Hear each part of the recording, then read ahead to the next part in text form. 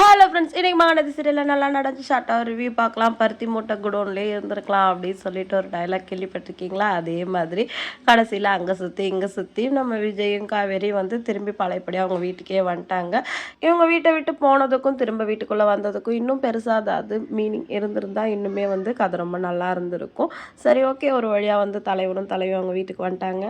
காவேரி வந்து ரூம்குள்ளே போனோடனே அவங்களுக்கு பழைய ஞாபகம்லாம் வருது. விஜய்க்கும் அவங்களுக்கும் இருந்த நல்ல மூமெண்ட்ஸ் எல்லாமே நினச்சி பார்த்து ரொம்பவே சந்தோஷப்பட்டுக்கிட்டு இருக்காங்க. அப்படியே சந்தோஷத்தில் கண் கலங்கிட்டு இருக்கும்போது நம்ம விஜய் வந்து வந்துடுறாரு.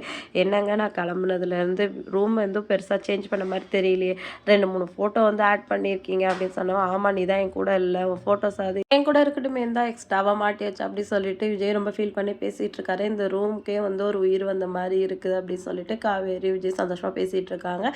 இப்போ வந்து விஜயோட சித்திக்கு வந்து ஃபோன் வருது. சொந்தக்காரங்களாம் விஜய் வீட்டில் இல்லை அப்படிங்கிறத பற்றி விசாரிச்சுட்டு இருக்காங்க.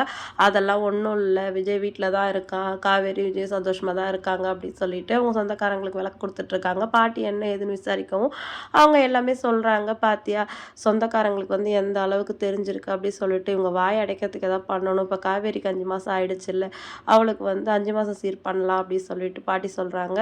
அது அவங்க வீட்டில் தானமா பண்ணணும். ஆனால் அவங்க இன்னும் அதை பற்றி நம்மக்கிட்ட பேசவே இல்லையே அப்படின்னு சொல்லிட்டு அவங்க பொண்ணு சொல்லவும், நம்மளும் இப்போ தானே யோசிச்சோம், அவங்களும் வீட்லேயே 1008 பிரச்சனை, நம்மளே ஃபோன் பண்ணி சொல்லலாம் அப்படின்னு சொல்லிட்டு சாரதாம்மாவுக்கு வந்து ஃபோன் பண்ணி சொல்கிறாங்க.